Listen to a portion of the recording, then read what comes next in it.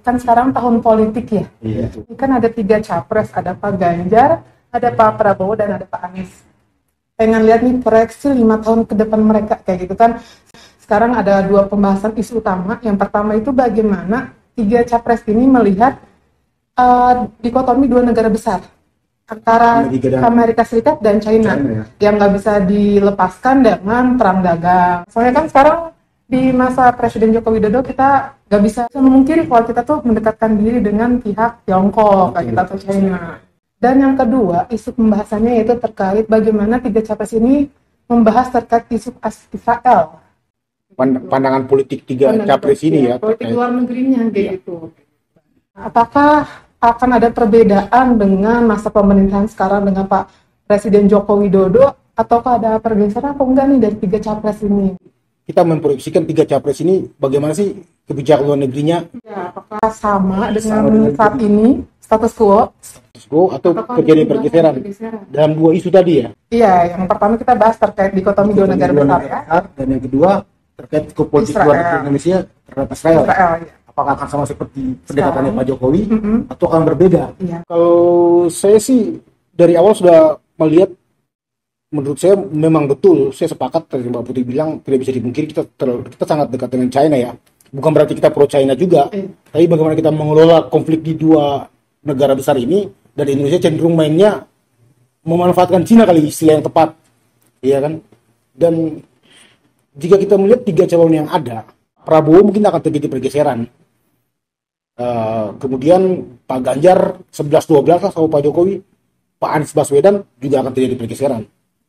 Basic argumen saya melihatnya begini. Pertama, Pak Prabowo ini kan kita tahu latar belakang keluarga dia yang multi etnis, terus termasuk juga multi agama ya. Terus masa mudanya juga banyak dibesarkan di negara-negara di luar. Saya pikir Pak Prabowo mungkin akan menarik diri dari ketika misalnya andaikan dia terpilih sebagai presiden, dia akan menarik diri dari pendekatan Pak Jokowi, khususnya terkait Cina. Saya melihatnya beliau mungkin akan mengeksplorasi ruang-ruang yang tidak dieksplorasi oleh Pak Jokowi dari pihak Barat. Saya melihat dia akan lebih condong memanfaatkan Amerika. Tapi akan terjadi pergeseran seperti itu. Kalau Pak Ganjar, kalau bicara dikotomi negara besar, sama seperti Pak Jokowi, tidak akan terjadi pergeseran. Dia akan mempertahankan pendekatan Pak Jokowi, yaitu dengan memanfaatkan kenaikan ekonomi Cina. Kalau Pak Anies Baswedan secara kultural, karena memang dia didukung atau diidentikan dengan kelompok-kelompok konservatif, saya pikir dia akan bergeser lah dari kebijakannya Pak Jokowi. Mungkin akan sama seperti Pak Prabowo yang lebih dekat ke atau lebih mengeksplorasi ruang-ruang di pihak Barat. Jadi dia akan tarik langkahnya yang selama ini condong ke Cina. Pak Anies juga akan menarik diri. Jadi saya simpulkan Pak Anies sama Pak Prabowo itu akan bergeser, sementara Pak Ganjar akan tetap, kalau bicara dalam dikotomi 2 kekuatan besar, akan tetap dengan kebijakan luar negeri yang selama ini diterapkan oleh Pak Jokowi. Mungkin sebentar, ini agak sedikit salah fokus nih dengan kata memanfaatkan ya, dari Pak Jokowi memanfaatkan pertumbuhan ekonomi Cina. Ini kita yang memanfaatkan, apa yang kita dimanfaatkan, atau saling memanfaatkan? Ini kayaknya takutnya ada ambiguitas ya. Benar, mungkin bicara interdependensi lah. Karena kalau kita bilang kita terlalu dekat, tendensi sekali. Baik, mulai dari awal dulu ya, bahwa narasi yang kemudian mendominasi media mainstream sekarang kan tentang isu domestik ya, artinya bahwa itu sebagai akademisi di ilmu hubungan internasional itu cukup miris melihat bahwa ternyata hubungan internasional itu tidak punya porsi yang banyak untuk kemudian diflorkan di media yang kemudian nanti dipelajari atau menjadi salah satu preferensi bagi masyarakat untuk memilih calon presiden. Padahal menurut saya bahwa hubungan politik internasional atau sangat dekat dengan kehidupan kita, misalnya perang dagang antara US dan Tiongkok itu akan mempengaruhi harga bahan pokok di dalam domestik kita. Itu pertama, itu prolog sih sebenarnya itu. Tadi saya perjelas statement Bung Damar tadi ya, bahwa problem geopolitik atau isu-isu geopolitik seakan-akan tidak masuk dalam perdebatan capres hari ini, termasuk politik luar negeri ya. selama ini kan kita terlalu disibukkan dengan isu-isu domestik ataupun cawe-cawe politik ya kan, elektoral faktor. Padahal sebenarnya menurut Bung Damar dalam melihat kriteria calon presiden hari ini, kita juga harus melihat proyeksi kebijakan luar negerinya ke depan, karena kebijakan luar negerinya akan mempengaruhi periuk nasi kita gitu ya. Seperti itu kali. Oke. Nah, proyeksinya untuk melihat bagaimana nanti tiga calon ini kemudian mensikapi pertarungan dua kekuatan besar ya, antara US dan Tiongkok. Pertama mungkin kita kalau misalnya masalah Ganjar Pranowo, mungkin kita semua sepakat ya bahwa secara kasat mata kita lihat bahwa pola kebijakan yang mungkin akan dibangun tetap akan mengikuti legasi Pak Jokowi, artinya bahwa akan cenderung ke mempertahankan kebijakan luar negeri yang sekarang ada, akan sedikit lebih memanfaatkan kenaikan ekonomi Cina. Iya. Terus yang kemudian kalau Pak Prabowo saya rasa juga bakal tetap masih pada posisi seperti yang dipilih sama Pak Jokowi, yaitu dekat sama Tiongkok. Apalagi dengan melihat kondisi sekarang bahwa isu yang sedang dibangun di politik global tentang dedolarisasi US, artinya itu adalah salah satu indikator bagaimana negara-negara mencoba untuk mendelegitimasi hegemoni US di politik global. Itu artinya bahwa daripada saya memilih US, Indonesia cenderung ke Tiongkok. Itu yang kedua. Terus ini yang ketiga yang Pak Anies yang cukup menarik, karena meskipun Pak Anies itu tidak pernah mendeklarasikan sebagai antitesa Pak Jokowi, tapi dalam kenyataannya, dalam realitasnya kita tahu bahwa kelompok-kelompok pendukung garis keras atau garis pimpinan Pak Anies itu adalah kelompok-kelompok yang tidak sepakat dengan Pak Jokowi, termasuk juga kelompok konservatif atau kelompok-kelompok dulu lah yang kemudian tidak bersepakat. Benar. Nah, saya rasa bahwa kita tidak bisa menafikan bahwa kelompok-kelompok itu akan berpengaruh ketika Pak Anies berkuasa. Dia akan minimal ada pengaruh yang signifikan untuk kemudian mendorong Pak Anies mengambil kebijakan yang berbeda dengan Pak Jokowi, seperti itu. Kalau saya kan sama Bung Damar tadi ada persamaan tapi ada perbedaan. Kita soal kalau misalnya Pak Anies Baswedan terpilih sebagai presiden, kita sepakat bahwa akan terjadi revisi besar-besaran terkait pendekatan Pak Jokowi dalam dikotomi dua kekuatan besar ini. Khususnya misalnya kalau selama ini kan Pak Jokowi cukup cenderung memanfaatkan kenaikan ekonomi Cina. Kalau saya sama Bung Damar sepakat itu akan terjadi revisi. Cuman kita berbeda di Pak Prabowo. Kalau saya Pak Prabowo juga akan melakukan revisi. Pak Ganjar, saya sama Bung Damar juga sepakat bahwa 11-12 lah sama kebijakan luar negeri yang selama ini diterapkan oleh Pak Jokowi. Tidak akan ada perubahan sama sekali gitu. Sekarang kalau Mbak Putri gimana? Nah, kalau saya nih ya berpikirnya ini ada ketepatan waktu yang pas kayak gitu. Yang pertama, adanya ekspansi global dari pihak China. Dari China itu bagaimana dia mengekspansi bagian ekonomi, kedekatannya dengan siapapun pemimpinnya, nggak melihat latar belakangnya. Itu yang dimanfaatkan. Nah, begitupun ya. Jadi kalau misalnya saya melihat proyeksi 3 capres ke depan itu untuk bagaimana melihat dikotominya akan sama. Melihatnya stay di status quo kayak gitu. Maksud Mbak Putri, kebijakan Pak Jokowi akan tetap diteruskan, meskipun Pak Anies dikenal sebagai orang yang antitesa Pak Jokowi. Iya. Jadi saya melihatnya dari sudut pandang kerjasama untuk pembangunan ekonominya, karena nggak bisa dilepaskan bahwa kita tuh sedang fokus kepada pembangunan ekonomi ya, untuk mensejahterakan masyarakat, bla bla bla kayak gitu kan. Tapi salah satu caranya dengan metodenya itu mendekatkan diri dengan satu negara yang lagi naik nih perekonomiannya kayak gitu, dan di satu sisi adanya degradasi pengurangan kepercayaan terhadap pihak Barat, pihak US. Bagaimana tadi ada dedolarisasi, lalu bagaimana ada kedekatan dengan China, dengan Tiongkok, dengan Rusia kayak gitu. Bagaimana minyak sekarang lagi meningkat, tapi Rusia menawarkan harga yang lebih murah. Itu kan pasti capres itu akan melihat, akan mempertimbangkan sebagai rational actor kayak gitu. Bagaimanapun kepentingan politik di dalam isu domestik, yang paling bermanfaat untuk Indonesia yang mana kayak gitu, dan ini diberikan dan disuguhkan oleh pihak Tiongkok. Jadi kita agak berbeda sama Mbak Putri nih, Bung Damar. Kalau kita kan sama nih, kalau terkait bipolarisasi dua kekuatan besar yang sekarang jadi superpower dunia, kita sepakat bahwa Pak Anies Baswedan itu pasti akan terjadi divisi besar-besaran terkait sikap politik luar negeri Pak Jokowi. Meskipun kita berbeda di Pak Prabowo ya.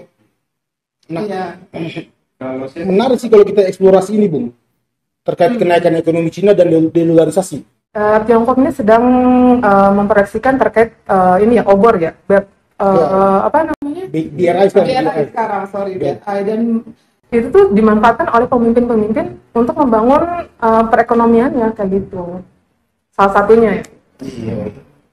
Meskipun Anies Baswedan dikenal sebagai orang yang antitesa Pak Jokowi tanda kutip ya, karena faktor elektoral juga mempengaruhi, Bung ya. Artinya apa yang kita proyeksikan bahwa Pak Anies Baswedan akan melakukan pendekatan luar negeri yang berbeda terkait apa yang selama dilakukan oleh Pak Jokowi dalam hal ini kedekatan dengan Cina akan direvisi. Karena kita melihat dari sudut pandang elektoral ya, termasuk politik domestik gitu loh. Kayak gitu. Kalau saya lihatnya dari sudut pandang Cina-nya, dia pasti akan mendekatkan diri. Bagaimanapun nanti misalnya Pak Anies yang terpilih, dia akan memilih Menteri Pertahanan, Menteri Keuangan, pasti pihak Tiongkoknya pasti akan mendekatkan diri kepada siapapun dia. Iya benar. Pak Prabowo juga demikian menurut Mbak Putri. Apalagi Pak Prabowo. Saya melihat itu dari sudut pandang background-nya loh. Ya, dalam teori HI juga dijelaskan lah idiosinkretik ya, karakteristik dan background seseorang sangat mempengaruhi gitu loh. Saya melihatnya kayak Pak Prabowo ini kan, kita tahu lah, saya mau lihat Pak Prabowo ini cukup seorang yang sangat nasionalis dan berlatar belakang culture yang multi, ibunya orang Manado dan Nasrani, bapaknya seorang Banyumas, Muslim, adik-adiknya Katolik, Kristen ya. Iya. Dia juga banyak besar di dunia Barat, di Barat lah. Dia mengenyam pendidikan Barat, iya kan. Saya melihat Pak Prabowo akan lebih ke mendekatkan diri ke Barat kalau menurut saya. Tapi bukan mendekatkan diri dalam artian pro ya, tapi bagaimana mengeksplorasi ruang-ruang yang selama ini tidak dilihat oleh Pak Jokowi, dalam artian mengambil manfaat dari apa yang Barat punya gitu loh. Bagaimana Pak Prabowo yang sangat realis gitu kan, yang sangat narasi yang dia bangun selalu soal keamanan nasional, soal kepentingan nasional, atau kita sepakat dia seorang yang cukup old fashion lah, gaya-gaya klasik, gaya-gaya lama lah yang masih old school gitu. Kalau saya mungkin ini ya, menanggapi dulu statementnya dari Mbak Put ya, kenapa saya tidak sepakat bahwa Anies tetap akan melanjutkan legasinya Pak Jokowi, karena dasar argumen saya sebenarnya titik fokusnya pada two level game teorinya si Putnam ya, bahwa salah satu faktor atau salah satu kelompok yang cukup kuat dalam pola pengambilan kebijakan itu adalah kelompok kepentingan, yang artinya bahwa mereka punya sumbangsi yang andil yang cukup real terhadap pilihan terhadap Anies. Artinya mereka juga nantinya bakal punya posisi atau punya preferensi sendiri atau punya kekuatan untuk menekan Pak Anies untuk mengambil tindakan atau pola kebijakan yang berbeda dengan Pak Jokowi. Karena kalau kita lihat isu yang kemudian berada di media mainstream itu, bahwa kelompok kepentingan ini yang kemudian menggaungkan Cina sebagai anti-komunis, Cina sebagai bla bla bla, yang kemudian diidentikan dekat sama Jokowi. Artinya nanti ketika Pak Anies menjabat, ada kemungkinan kelompok ini juga yang akan menekan Pak Jokowi untuk Pak Anies untuk kemudian mengambil langkah yang berbeda dengan Pak Jokowi. Termasuk pendekatannya dengan Cina dan Amerika.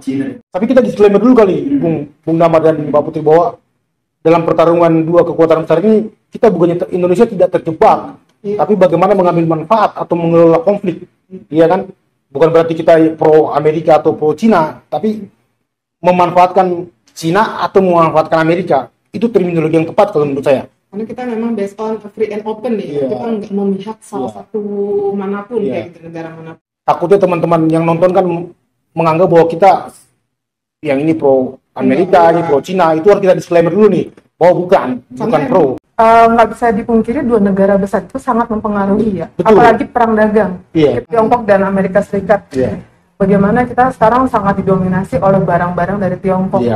Itu sangat mempengaruhi. Bagaimana free trade area itu terjadi antara Tiongkok dan Indonesia tuh sangat dimanfaatkan gitu oleh pihak Tiongkok kayak gitu. Dan itu apa ya, dan itu juga memberikan peluang untuk Indonesia kayak gitu. Iya, bahwa ternyata dari dua kekuatan besar ini kita bisa menarik manfaat gitu loh. Cuma tergantung kecenderungannya di mana nih. Kalau kita sih melihatnya sih Mbak Put, saya sama Bung Damar sih setuju bahwa Pak Anies pasti akan melakukan recovery besar-besaran, revisi besar-besaran kebijakan luar negeri Pak Jokowi terkait pendekatannya dengan China gitu loh. Saya melihatnya seperti itu. Iya. Based on argumen saya. Iya. Karena selain kalau Bung Damar tadi kan bicara soal two level game teori kan. Kalau saya idiosinkretis gitu. Meskipun mungkin tidak terlalu kuat ya. Ya kita tahu lah Pak Anies yang meskipun dia seorang Arab tapi dia juga dikenal sebagai seorang Islam yang moderat, iya kan? Mantan rektor pada Madinah selama 8 tahun, iya kan? Dan dia juga pernah sekolah di Jepang, pernah sekolah di US. Jadi faktor-faktor seperti ini akan mempengaruhi gitu loh. Sementara Ganjar, kalau menurut saya kedekatan secara dengan dunia barat persentuhannya kayak tidak ada rekam historisnya ya. Tidak ada gitu loh. 11-12 sama Pak Jokowi tidak ada yang berbeda. Kalau Bung dia justru lebih solid memanfaatkan Cina. Kita akan memanfaatkan tanda kutip ya. Iya. Gitu sih. Iya, soalnya kenapa saya bilang kayak gitu, karena ada pergeseran geopolitik ya dari barat ke Tiongkok, itu yang nggak bisa dipungkiri nih. Betul sih, Indonesia betul sih. harus hadapin. Dari 3 proyeksi tersebut yang kita sekarang kan benar-benar jadi rational actor, bagaimana kita menghadapi perang dagang, konflik-konflik di kawasan, bagaimana misalnya negara-negara Asia Tenggara itu banyak di backup oleh pihak Tiongkok, mungkin beberapa ya, misalnya di backup oleh pihak Tiongkok yang mana adanya kejenuhan di pihak negara berkembang untuk bergantung kepada negara-negara maju di Barat kayak gitu, dan mereka tuh ingin melepaskan diri. Makanya kenapa ada dedolarisasi, kenapa kita banyak bekerja sama dengan pihak-pihak yang vis-a-vis lah dengan Amerika Serikat kayak gitu. Itu sih yang jadi basic argumen saya. Berarti sekarang perdebatannya sebenarnya ya kita tahu lah, pasti semua teman-teman juga yakin lah bahwa kebijakan luar negeri itu kan memang tidak statis ya. Iya. Pasti selalu dinamis ya. Seperti yang Bunda Mar selalu gaung-gaungkan bahwa dinamika kebijakan luar negeri itu kan akan selalu melihat kondisi objektif yang ada baik di pihak internal dan eksternal kan. Nah, prediksi kita berarti seperti ini, Bung Damar dan Mbak Put. Kira-kira dedolarisasi ataupun delegitimasi Barat itu masih akan terjadi nggak dalam 5-10 tahun ke depan? Atau apakah Cina akan terus meningkat atau bagaimana ekonominya? Tapi Oke, kita bahas sekarang kita masuk ke dedolarisasi ya. Kalau misalnya menurut saya, dedolarisasi itu lagi menguat-menguatnya. Kenapa? Karena Barat itu, bagaimana kita bergantung pada Barat itu waktu itu sangat tinggi. Dan bagaimana pihak Amerika Serikat itu udah mengalami beberapa kali krisis. Dan kita pasti punya cadangan-cadangan dolar kayak gitu. Makanya sekarang kita ada momentumnya untuk menguatkan single currency kita. Kan sekarang kita mau memakai single currency management kan kayak gitu ya. Nah itu mengapa saya bilang kita tuh lebih berfokus pada melepaskan diri ke Barat, dari Barat kayak gitu. Dan itu menurut Mbak Putri masih akan berlangsung nggak? Dedolarisasi atau delegitimasi lah. Oke. Artinya kan dedolarisasi bagian dari delegitimasi Barat kan, bahwa kenaikan ekonomi Cina akan terus kuat. Iya. Masih akan terus berkembang, dan 3 capres yang berpeluang naik ini sebagai ketika mereka jadi presiden, mereka akan tetap mempertahankan status quo, akan tetap terus melakukan pendekatan seperti apa yang dilakukan oleh Pak Jokowi sekarang misalnya, termasuk mendekatkan diri atau memanfaatkan Cina dan tetap mendelegitimasi Barat gitu loh. Kalau menurut saya ini bahkan momentumnya baru dimulai kayak gitu. Baru dimulai? Single currency Single gitu. currency. Mata uang lokal. Siapa sih presiden mana yang nggak mau memanfaatkan menguatkan mata uang lokal kita? Saya setuju sih. Masa iya kita karena mungkin enggak, maksudnya karena ada politik identitas kayak gitu ya, dan kita bergantung kembali kepada dolar kayak gitu. Padahal kita lagi kuat-kuatnya di single currency. Kita sudah bisa scan barcode di negara-negara Asia Tenggara ya, yang itu bisa dilakukan nanti kan. Tapi kan faktor internal seperti yang dimaksud Bung Minato juga mempengaruhi election efek ya. Ya ini lagi-lagi bicara soal ini prediktif ya. Iya prediktif, ini sangat prediktif. Tapi makanya kenapa saya bilang bagaimana 3 capres ini status quo-nya mungkin ada sedikit perubahan ya, tapi lebih condong lebih menguat gitu. Menguat dalam sisi bagaimana mereka ada kejengahan untuk melepaskan diri dari pihak Barat kayak gitu. Karena mereka punya strategi-strategi sendiri kayak gitu untuk menguatkan. Termasuk Pak Anies misalnya akan tetap dengan status quo kebijakannya Pak Jokowi, menurut Mbak Putri tetap ya? Sangat disayangkan. Tapi kan ada kelompok kepentingan juga Mbak. Iya. Ada kelompok kepentingan yang selama ini diidentikan sebagai pendukung Anies Baswedan, yang diklaim sebagai yang selama ini justru menggaungkan anti apa?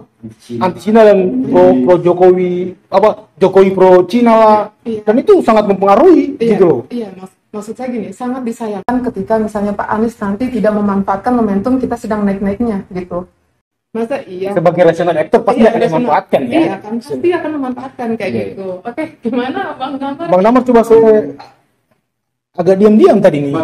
Dedolarisasi itu kan dalam tataran politik internasional ya. Kita akan sepakat bahwa ketika kita bicara pada tataran internasional itu arahnya pasti tendensinya ke Tiongkok, karena ya seperti yang dibilang sama Bung Rey itu bahwa memang sekarang ini delegitimasi terhadap US dan teman-temannya ya, hegemoni Barat. Artinya, nah saya sepakat dengan Mbak Put bahwa memang ini baru dimulai sesuatu hal ya, isu yang baru dimulai, yang baru digaungkan nantinya. Kalau saya lihat proyeksinya ke depan ini akan lebih menguat seiring dengan menguatnya pertumbuhan ekonomi Cina. Karena itu dua hal yang beriringan. Dedolarisasi akan terjadi ketika pertumbuhan ekonomi Cina itu semakin tinggi. Sebuah negara itu kemungkinan akan cenderung atau tendensinya ke arah Tiongkok atau Cina ya. Memang semua negara memanfaatkan kenaikan the rising of China ya, the rising of China economy. Ya bagaimanapun ada pergeseran geopolitik di dalamnya. Oke, karena ini sangat panas banget. Kita beralih dulu nih ya. Kita beralih dulu ke bagaimana proyeksi tiga capres ini terhadap Israel nih. Ini kan dari zaman dahulu sampai sekarang Israel itu menjadi topik yang selalu diperbincangkan, tidak akan pernah lepas dari sendi-sendi kehidupan ya. Oke. Gimana nih menurut Bang Rey? Kita disclaimer dulu nih. Ya kan, disclaimernya adalah kita harus bedakan antara hubungan Indonesia dan Israel, hubungan Indonesia dan Palestina. Meskipun Israel dan Palestina adalah dua isu yang saling terkait, tapi kan kalau kita menggunakan pendekatan yang realis, bagaimana sih kita melihat dua negara ini dan kepentingan kita, ya kan? Kita tahulah bahwa isu Palestina sudah sangat kita internalisasi dengan menjadi sesuatu hal yang masuk dalam lubuk sanubari semua orang Indonesia, khususnya yang Muslim ya. Sikap kebijakan kita yang pro Palestina, ya kan, itu sudah mendarah daging lah. Tapi kan ada juga faktor-faktor yang terkait Israel, ada ruang-ruang yang selama ini tidak diketahui, tidak dipublis gitu loh. Bahwa meskipun kita mendukung Palestina merdeka, kita juga masih terlibat kerjasama sama Israel, dan itu legal. Legal, tapi tidak dipublis. Karena berkaitan dengan electoral effect ya. Itu kita disclaimer dulu ya. Kalau menurut saya sih, ya dari tiga calon presiden ini, Palestina merdeka itu harga mati lah. Pasti harga mati ya Bung Damar ya. Tidak mungkin mereka mempertaruhkan kredibilitasnya atau reputasi atau kursi kekuasaannya dengan tiba-tiba membuka hubungan dengan Israel gitu loh. Tetap akan mendukung Palestina, cuman saya melihat akan ada perbedaan terkait sikap pendekatan mereka terhadap Israel. Pak Prabowo akan selalu mendukung kemerdekaan Palestina, tapi pendekatannya terhadap Israel akan lebih fleksibel. Fleksibel dalam artian begini, Bung. Kalau Pak Jokowi kan selama ini agak diam-diam, tapi diam-diam tapi tetap ada jalinan kontak sama Israel, ya kan? Kalau Pak Prabowo, kalau menurut saya sebagai seorang yang kita tahu lah dari generasi yang dibangun Pak Prabowo selama ini kan cukup banyak bicara soal keamanan nasional, soal defense, soal bagaimana mempertahankan, bicara geopolitik. Jadi saya melihat Pak Prabowo akan menggunakan semua ruang, termasuk dengan Israel. Dia akan memanfaatkan Israel. Basicnya apa? Coba kita lihat data ya, di tahun 2020 itu pembelian senjata itu dilakukan Pak Prabowo dan itu cukup intens. Jadi saya yakin sikap Pak Prabowo terhadap Israel itu akan lebih fleksibel dibanding Pak Jokowi. Tapi sikapnya terhadap Palestina juga tetap pro Palestina, tetap kemerdekaan Palestina adalah harga mati. Tapi terkait Israel dia akan lebih fleksibel, justru akan jika Israel punya senjata yang baru yang lebih canggih dia akan beli. Gitu loh. Nah, kalau Pak Anies terkait Israel, kita bicara Israel lagi nih ya, bukan kalau Palestina kan kita sudah sepakat bahwa tiga calon ini tetap akan Palestina harga mati ya. Tapi kalau Pak Anies terkait Israel, kalau menurut saya ya karena kita tahu bahwa basic pendukungnya itu diidentikan dengan kelompok-kelompok yang cukup konservatif, saya yakin pendekatannya terhadap Israel juga berbeda dibanding Pak Jokowi. Dia justru akan lebih menutup diri. Kalau Pak Prabowo justru lebih terbuka, Pak Anies lebih menutup diri. Kalau Pak Ganjar stay itu. Gitu kalau menurut saya Bung Damar. Standpoint saya itu gini, Pak Jokowi di tengah nih, tengah. Kalau Pak Prabowo dia agak lebih terbuka sedikit terkait Israel ya. Kalau Pak Anies menutup. Ganjar status quo di tengah. Gitu kalau menurut saya. Juga apa poin bro? Ya, Bang Damar. Bapak itu udah pas Enggak, Bang. saya ya. Ini ya, mungkin nantinya ada yang tidak sepakat dengan argumen dari Bung Rey ya, tapi saya menggunakan lagi-lagi analisis level sistem atau level politik internasional. Nah, kalau tadi kan kita memang sepakat bahwa kalau ya kita sudah selesai pada wacana kemerdekaan Palestina ya, bahwa semua atau 3 calon ini akan mendukung kemerdekaan Palestina. Tapi kalau saya melihat bahwa 3 calon ini akan lebih deklaratif terhadap kemerdekaan Palestina, artinya bahwa mereka tidak punya ketakutan lagi terhadap Israel, gitu, karena melihat pola geopolitik di Timur Tengah yang berubah. Artinya bahwa Arab Saudi dan Iran kemudian sudah mulai melakukan konsolidasi untuk memperbaiki hubungan. Nah, bagaimana melihat proyeksi ke depan di bawah kepemimpinan 3 calon ini terhadap hubungan Indonesia dengan Israel, gitu ya? Kalau saya melihat bahwa ketiga-tiganya akan mengambil langkah yang progresif untuk mengurangi ketergantungan terhadap Israel, entah apapun itu dalam bidang apapun, mereka akan mencari peluang yang lebih di luar Israel ya, kerjasama di bidang militer, ekonomi. Kalau misalnya ada peluang di negara lain, mereka akan memilih untuk mengambil itu daripada berhubungan atau melanjutkan hubungan dengan Israel, dengan melihat bahwa dukungan terhadap Israel itu semakin berkurang. Dari Arab Saudi juga sudah mulai melakukan konsolidasi dengan negara-negara Arab. Terus kemudian kita lihat juga US, kita nggak bisa lepaskan bahwa dukungan US bakalan akan berkurang, atau delegitimasi hegemoni US di Timur Tengah juga akan semakin berkurang. Kalau kita tahu di beberapa bulan sebelumnya itu kan friksi terjadi antara si US dengan Arab Saudi terkait isu minyak. Artinya itu salah satu variabel yang tidak bisa dilepaskan dari melihat bagaimana sih nantinya pola hubungan Indonesia dengan Israel. Artinya tidak ada ketakutan lagi dari 3 calon ini untuk kemudian melepaskan hubungan dengan Israel, karena si US sudah tidak kuat, Arab Saudi juga sudah mengurangi dukungan terhadap Israel, dan saya rasa itu akan menjadi salah satu alasan kenapa saya akan mengatakan bahwa proyeksi 3 calon presiden ini akan mengurangi kerjasama dengan Israel seperti itu.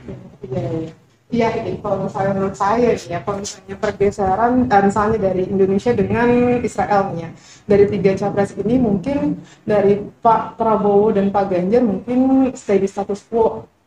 Karena menurut saya mereka akan menjadi alternatif nih, kayak apakah mereka bisa memanfaatkan ruang-ruang yang bisa dimanfaatkan atau tidak. Kalau misalnya masih bisa dimanfaatkan, kenapa enggak? Gitu. Apalagi terbukti dengan adanya kerjasama, adanya kredibilitas atau kualitas ya dari persenjataan, misalnya dari apapun itu. Tapi mungkin memang sepakatnya dari Pak Anies mungkin karena ada identitas politik, karena isu Israel dan Palestina itu nggak bisa dilepaskan dari isu agama mungkin ya, kalau misalnya di domestik kayak gitu. Jadi mungkin akan ada pengurangan gitu ya, mungkin masih ada tapi pengurangan kayak gitu. Perbedaannya dari sudut pandang ya. Kalau Bung Damar dia melihat lagi perkembangan geopolitik ya, terjadinya perubahan persepsi kita terhadap Israel ya. Misalnya kayak dulu kan sebelum Iran sama Arab Saudi kan sekarang sudah mulai dekat kan, didekatkan oleh China kan. Normalisasi hubungan Arab Israel itu kan dilakukan ketika hubungan Iran dan Arab Saudi juga lagi memburuk, dan hubungan Arab Saudi dan Amerika lagi bagus. Jadi perubahan seperti itu termasuk mempengaruhi persepsi kita. Iya, tapi kalau saya melihatnya bukan di situ. Prabowo ini cukup realis ya, dan ya seperti kita tahu lah, narasi yang dia bangun kan selalu bicara kepentingan nasional, dan di era dia itu tidak haram loh pembelian senjata itu dilakukan. Dengan fakta itu saya pikir Pak Prabowo akan mengambil langkah apapun untuk meningkatkan kualitas alutsista kita, termasuk membeli senjata dari Israel. Saya pikir seperti itu. Tapi lagi-lagi ya, bahwa 3 capres ini tetap akan mendukung Palestina merdeka gitu. Disclaimer gitu loh, bahwa bukan berarti membeli senjata dari Israel terus tidak mendukung Palestina gitu. Posisinya adalah 3 capres itu memang mendukung kemerdekaan Palestina. Pasti. Bagaimana memanfaatkan ruang kerjasama, apakah akan dilakukan atau tidak? Iya. Gitu. Ditingkatkan atau tidak gitu. Memang diminimalisir kayak gitu. Oke, berarti ini sangat menarik ya. Jadi bagaimana 3 capres ini melihat terlebih dahulu isunya mereka tuh seperti apa nih? Apakah misalnya di isu dikotomi 2 negara itu mereka melihatnya dekat kemana? Atau misalnya di Timur Tengah pergeseran geopolitik di Timur Tengah melihatnya seperti apa? Jadi akan ada langkah yang berbeda kayak gitu ya. Iya. Gimana tuh? Kan salah satu faktor untuk pola pengambilan kebijakan kan memang isu internasional kan. Iya. Dan saya rasa isu politik internasional yang terjadi sekarang cukup signifikan untuk kemudian mempengaruhi pengambilan kebijakan yang akan dilakukan tiga capres ini. Biasanya kan dinamika politik internasional itu tidak terlalu cukup kuat untuk kemudian menjadi dasar untuk mengambil atau melakukan atau memutuskan sebuah kebijakan ya. Sementara yang terjadi sekarang itu yang saya lihat delegitimasi US atau kemudian konsolidasi perbaikan hubungan antara Iran dan Arab Saudi menurut saya cukup signifikan untuk dijadikan dasar argumen bagi tiga calon presiden ini untuk mengambil pola kebijakan untuk mendukung secara penuh terhadap Palestina dan mengurangi ketergantungan atau hubungan ekonomi dengan Israel. Jadi beberapa ya. Iya, saya rasa ya, karena ada pemikiran dari pergeseran geopolitik ini ya Bang ya. Gimana Bang? Ya mungkin sudut pandang kita aja yang berbeda. Termasuk kan faktor eksternal itu juga ketegangan yang terjadi di kawasan kan. Iya. Otomatis juga Indonesia sebagai negara yang size-nya cukup besar di ASEAN dan pemimpin natural ASEAN harus memperkuat diri toh. Dalam konteks itu maka sebagai seorang presiden siapapun yang terpilih harus mengambil langkah-langkah yang tepat bagaimana memperkuat alutsista. Kalaupun misalnya Pak Prabowo yang terpilih, saya yakin jika Israel menawarkan senjata yang canggih dan lebih murah, dia akan beli. Kita tahu lah bahwa di kawasan ini sedang panas-panasnya isu Laut Cina, ya kan, dan konflik antara Cina dan Amerika ini kan bisa berujung pada penggunaan kekuatan militer, Bung. Jadi saya tidak menutup fakta Pak Prabowo akan mengambil langkah untuk membeli senjata dari Israel. Nah, kalau Pak Ganjar, kalau menurut saya ya 11-12 sama Pak Jokowi gitu kan. Cuman memang bicara Indo-Pasifik kita tidak bisa memungkiri bahwa Pak Prabowo ini pemahaman geopolitiknya cukup lebih berkembang lah. Saya tidak mengatakan yang lain tidak berkembang, tapi Pak Prabowo ini cukup deklaratif. Dalam berbagai kesempatan maupun interview dia cukup sering menggunakan istilah geopolitik. Jadi saya mengambil kesimpulan beliau ini cukup memahami konstelasi geopolitik dunia, dan ketika dia jadi presiden saya pikir dia akan menggunakan pendekatan itu dalam melihat kebijakan luar negeri Indonesia. Balik ke prolog saya bahwa harusnya media mainstream sekarang itu memberikan porsi yang seimbang terhadap isu internasional yang kemudian disajikan ke masyarakat akar rumput untuk memilih atau menjadi dasar pijakan untuk memilih tiga calon ini, karena itu balik lagi bahwa kondisi politik internasional itu tidak bisa dilepaskan dari kondisi domestik yang sangat dekat sama kehidupan kita, entah itu ekonomi, entah itu pendidikan dan segala macam seperti itu.